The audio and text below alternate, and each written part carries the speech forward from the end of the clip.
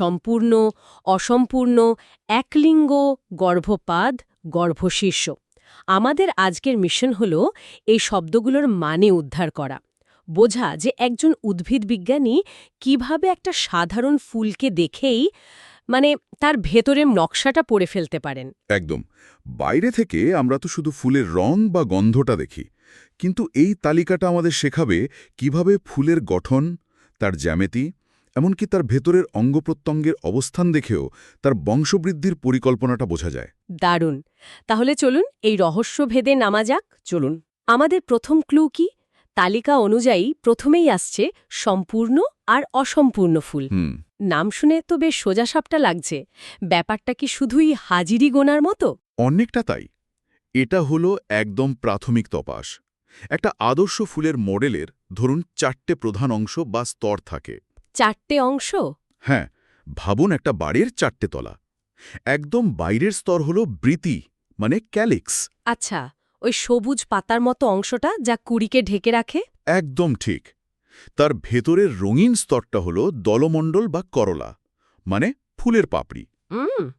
এরপরেই আসে আসল অংশ, মানে প্রজননের অংশ, পুংস্তবক আর স্ত্রীস্তবক। যখন এই 4টে তলার সবই একটা ফুলে হাজির থাকে, তখন তাকে আমরা বলি সম্পূর্ণ ফুল।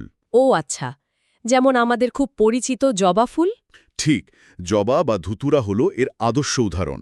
আর অসম্পূর্ণ মানে? তাহলে এই 4টের মধ্যে কোনো একটা তলা গায়েব?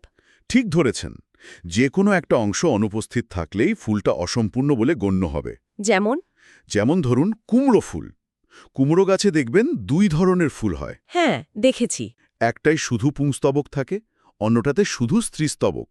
দুটো একসঙ্গে থাকে না, তাই দুটোই কিন্তু অসম্পূর্ণ। আচ্ছা, আপনি কুমড়ো ফুলের উদাহরণ দিয়ে তো পরের ক্লুটা আমাদের হাতেই তুলে দিলেন। কি রকম? একলিঙ্গ আর উভলিঙ্গ। তার মানে কিছু ফুল অসম্পূর্ণ কারণ তাদের লিঙ্গ পরিচয়টা নির্দিষ্ট। ঠিক, এই পয়েন্টেই আমি আসছিলাম। দেখুন কিভাবে একটা বৈশিষ্ট্য আরেকটার সাথে জুড়ে যাচ্ছে। ফুলের প্রজনন অঙ্গের ওপর ভিত্তি করেই এই ভাগটা করা। যে ফুলে হয় শুধু পুংস্তবক, মানে পুরুষ অংশ, অথবা শুধু স্ত্রীস্তবক, মানে নারী অংশ থাকে, তাকে বলে একলিঙ্গ ফুল। লাউ, কুমড়ো, পেঁপে এদের মতো।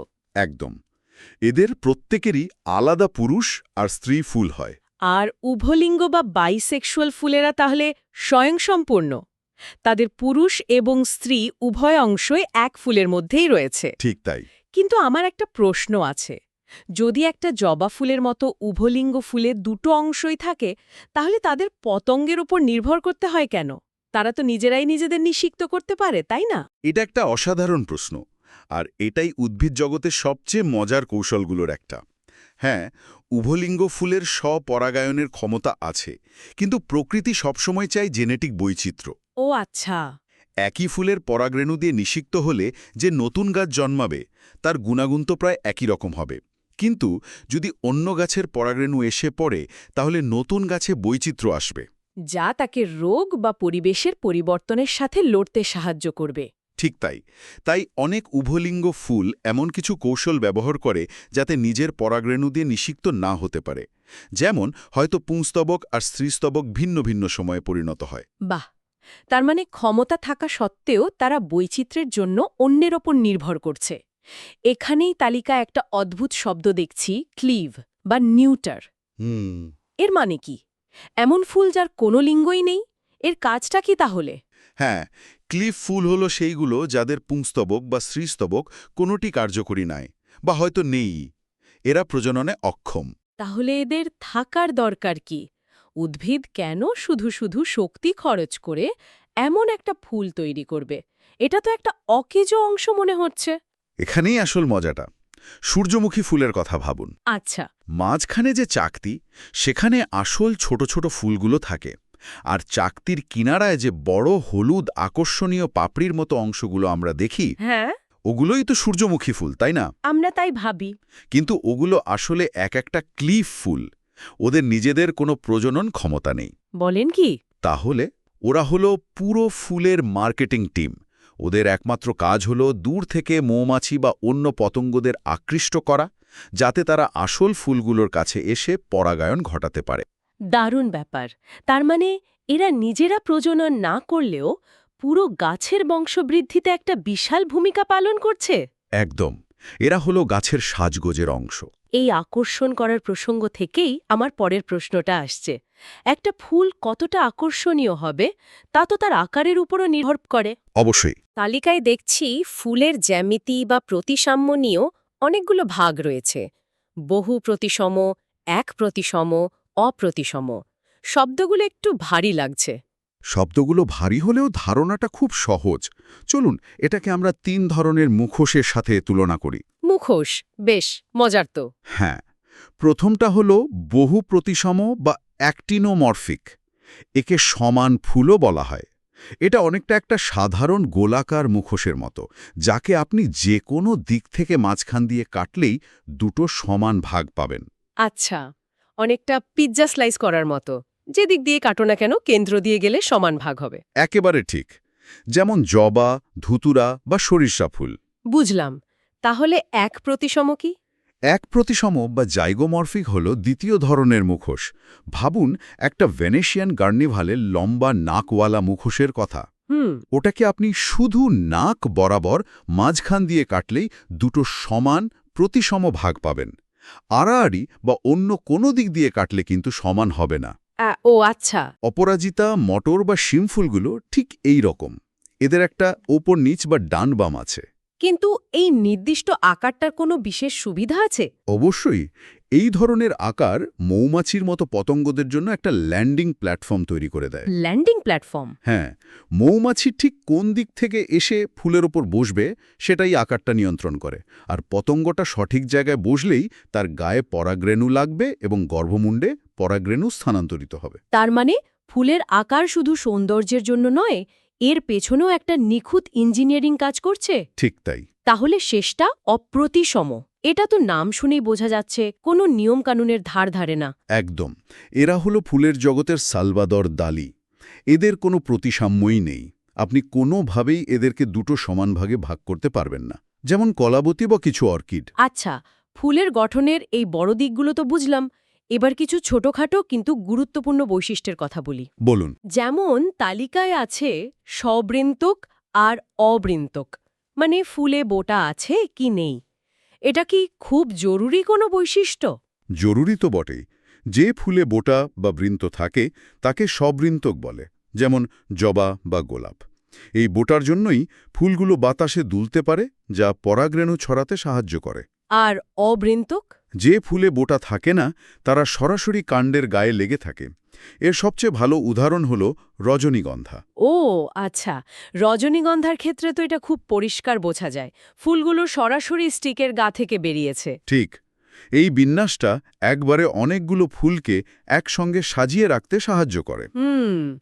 আরেকটা নতুন শব্দ দেখছি, মঞ্জরিপত্র বা ব্র্যাক্ট। এটা কি পাপড়ি বা বৃতির মতো কিছু? ঠিক তা নয়। মঞ্জুরিপত্র হল এক ধরনের রূপান্তরিত পাতা যার কোল থেকে ফুল বের হয়।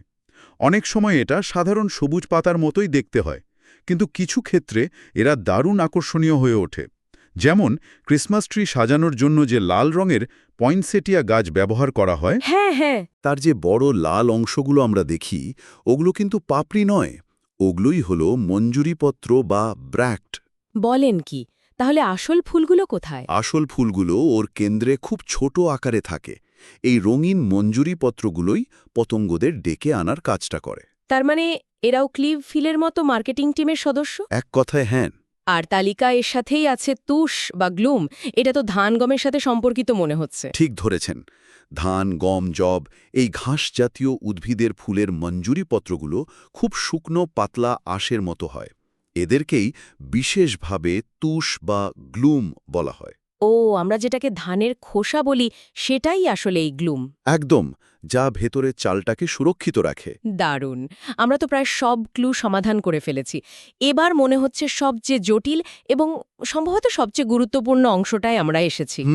পুষ্পাক্ষের উপর পুষ্পপত্রের বিন্যাস। হ্যাঁ, এখানে গর্ভাশয়ের অবস্থান নিয়ে 3টে ভাগ করা হয়েছে: গর্ভপাদ, গর্ভকুটি এবং গর্ভশীর্ষ।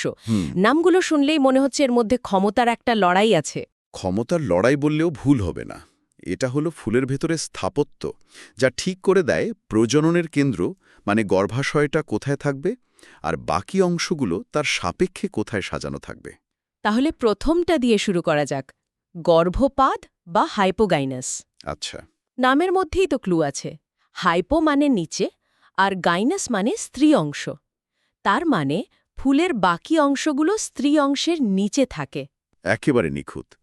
এক্ষেত্রে গর্ভাশয়টা থাকে একেবারে চূড়ায়, যেন সিংহাসনে বসে আছে, আর বাকি অংশগুলো বৃতি, পাপড়ি, পুংকেশর সবাই তার পায়ের নিচ থেকে জন্মায়। ও, এক কারণে এই গর্ভাশয়কে উদ্ভিদবিজ্ঞানের ভাষায় সুপিরিয়র ওভারি বা উচ্চ গর্ভাশয় বলা হয়। জবা, সরিষা, ধুতুরা ফুলে এই রাজকীয় ব্যবস্থা দেখা যায়। বাহ! তাহলে গর্ভশীর্ষ বা এপিগাইনাস। এপি মানে তো ওপরে, তার মানে কি এর ঠিক উল্টোটা হবে? এবার বাকি অংশগুলো গর্ভাশয়ের ওপরে থাকবে। একদম। এক্ষেত্রে গর্ভাশয়টা সিংহাসন ছেড়ে একেবারে মাটির নিচের বাংকারে আশ্রয় নেয়। বাংকারে? হ্যাঁ, এটি পুষ্পাক্ষের ভেতরে পুরোপুরি ঢুকে যায় এবং বাকি অংশগুলো তার ছাদ থেকে গজায়। কুমড়া, লাউ, পেয়ারা, শশা এইসব ফুলে এমনটা দেখা যায়। এ কারণে একে ইনফিরিয়র ওভারি বলা হয়। আচ্ছা, একটা উদ্ভিদ কেন তার গর্ভাশয়কে এভাবে লুকিয়ে রাখবে? এর কোনো বিবর্তনীয় সুবিধা আছে? আপনি ভাবুন তো কি হতে পারে? আমি ধারণা করার চেষ্টা করছি। হয়তো বাইরের আঘাত বা কোনো প্রাণী বা পোকার আক্রমণ থেকে বাঁচানোর জন্য। কারণ ফলটা তো এই গর্ভাশয় থেকেই তৈরি হবে। এটাকে সুরক্ষিত রাখাটা তো খুব জরুরি। 100% ঠিক। বিশেষ করে যে ফলগুলো পশু পাখিরা খায় তাদের ক্ষেত্রে এই সুরক্ষাটা খুব জরুরি।